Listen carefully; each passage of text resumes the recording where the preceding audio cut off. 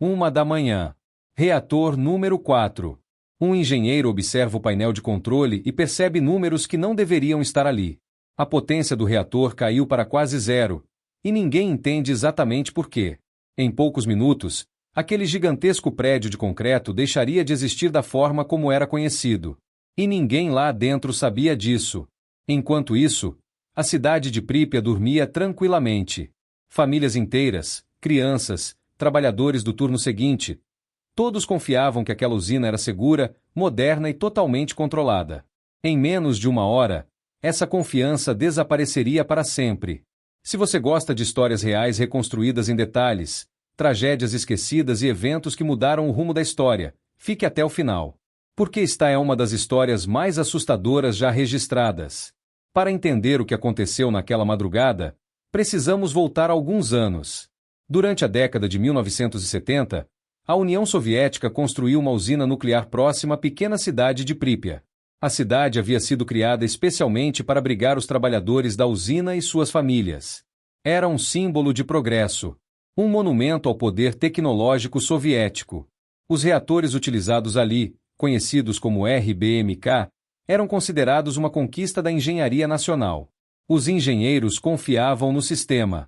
Os moradores confiavam nos engenheiros. E o governo confiava que tudo aquilo era seguro o suficiente para dispensar estruturas de contenção mais robustas, comuns em outros países. Uma decisão silenciosa que, anos depois, se tornaria uma peça fundamental da tragédia. Na noite do desastre, uma equipe preparava um teste aparentemente simples. O objetivo era verificar se as turbinas do reator conseguiriam gerar energia suficiente para manter os sistemas de resfriamento funcionando durante alguns segundos em caso de perda total de energia elétrica. Era um procedimento que já havia sido tentado anteriormente sem sucesso. Mas, naquela noite, algo seria diferente. Para realizar o teste, sistemas automáticos de segurança foram desligados. A potência do reator foi reduzida a níveis perigosamente baixos. E grande parte das barras de controle, responsáveis por limitar a reação nuclear, foi removida. Ao mesmo tempo, outro fator aumentava o risco. Mais cedo naquele dia, a rede elétrica regional solicitou o adiamento da redução de potência porque a energia ainda era necessária. O teste que deveria acontecer à tarde acabou sendo empurrado para a madrugada, justamente quando a equipe presente tinha menos experiência com aquele procedimento. Cada decisão parecia administrável por si só, mas juntas, estavam construindo uma armadilha. Por volta da 1 da manhã, o reator já operava fora dos parâmetros considerados seguros. Os instrumentos não mostravam claramente o perigo, e os operadores continuaram o procedimento confiando nos dados que tinham diante deles. Às 1h23, o teste entrou em sua fase final. Foi nesse instante que o desastre deixou de ser uma possibilidade e se tornou inevitável.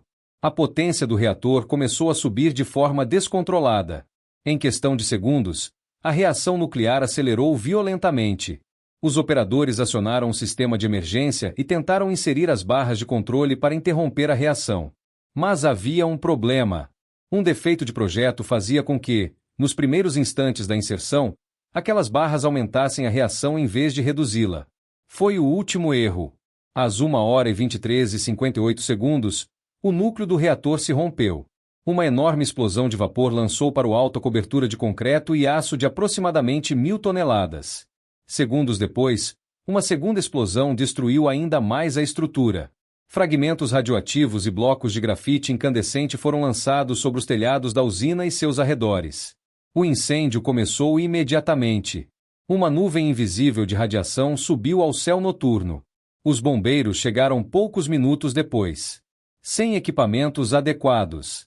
Sem qualquer proteção contra a radiação. Sem saber que estavam sendo expostos a níveis letais enquanto combatiam um incêndio que parecia comum. Muitos deles morreriam semanas depois.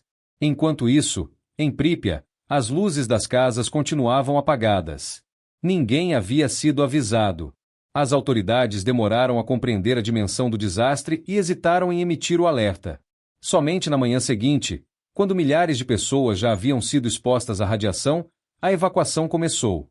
Os moradores receberam a informação de que ficariam fora por apenas alguns dias. Por isso, deixaram comida sobre a mesa, roupas nos armários, fotografias nas paredes. Eles acreditavam que voltariam. Nunca voltaram. Nos dias seguintes, helicópteros lançaram toneladas de areia, chumbo e boro sobre o reator destruído numa tentativa desesperada de conter a contaminação.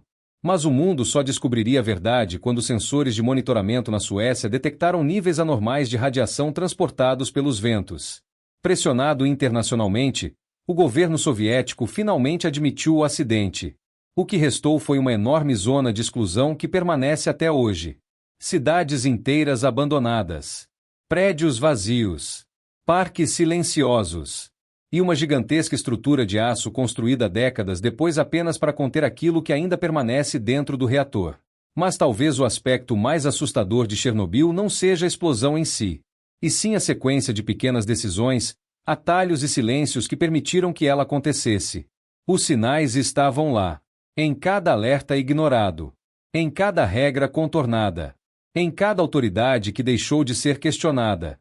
Chernobyl não surgiu de repente. Foi uma tragédia construída lentamente, decisão por decisão, erro por erro, até que não restasse mais tempo para impedir o inevitável.